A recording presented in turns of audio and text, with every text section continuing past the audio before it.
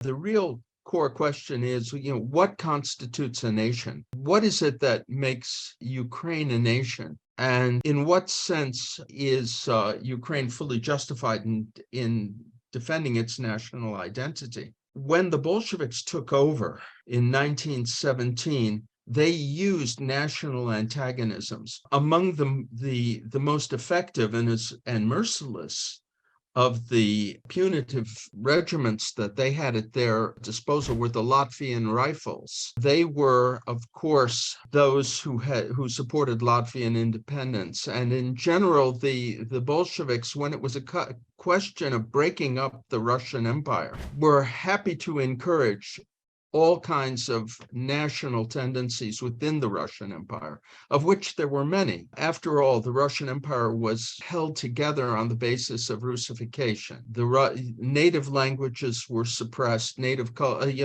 national languages were suppressed, national cultures were suppressed. Even the identity of the constituent nations reflected Russia's imperial tendencies. For example, Ukraine was referred to as Little Russia. Belarus was referred to as White Russia. And the other national republics or national regions were referred to as Russias. And so the Tsar was the absolute ruler of all the Russias. And even companies that were established in Russia, in the capital city of first it was St. Petersburg. And then after the seizure of power by the Bolsheviks and creation of the Soviet Union, it became Moscow.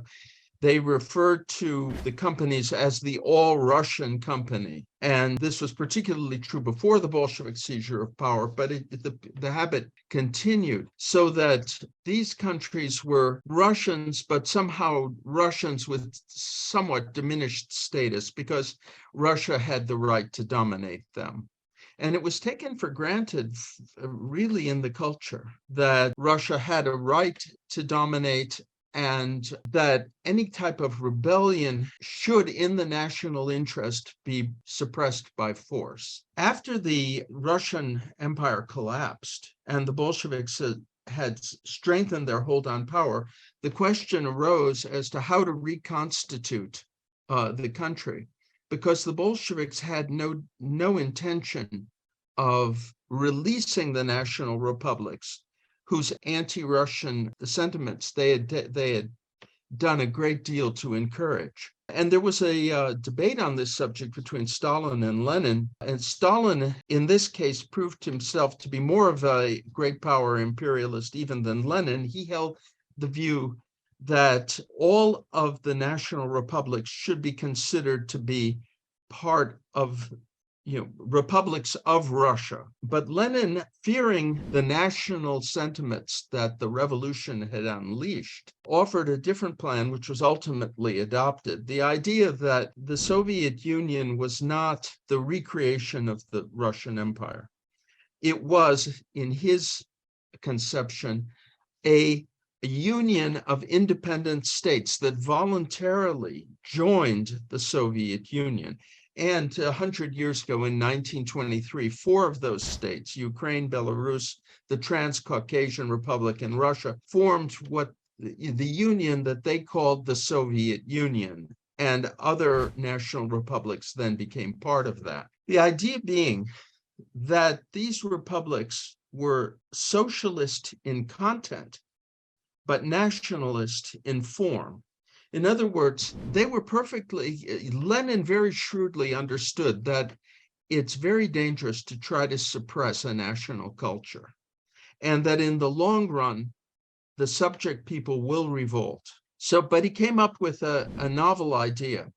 Insofar as socialism, as it was interpreted by the communists, was a new idea, and it could be imposed equally on the citizens of any nation, the Bolsheviks actually began to encourage the expression of national cultures, and this applied to Ukraine as well.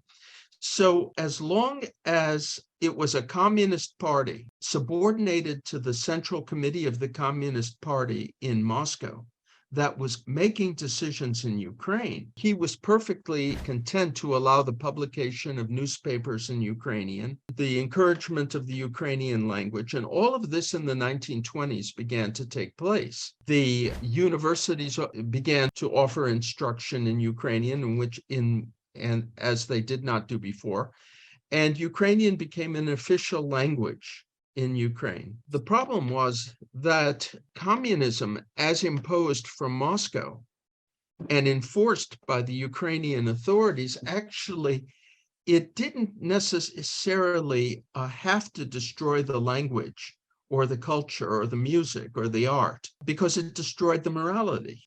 What communism did was establish the core Bolshevik morality, which was the idea that anything that's in the interest of the regime is moral, and anything that opposes the regime is immoral. Well, under those circumstances, it didn't matter what language they were expressing themselves in. They were still subject to dictatorial rule. They were still reduced to robots in moral and political terms. And they were still perfectly adapted to repeat communist propaganda, and to do it at the behest not of their local rulers, who were subordinated to the authorities in Moscow, but at the behest of the leaders in Moscow, and ultimately, once Stalin had established one-man rule, at the behest of Stalin himself.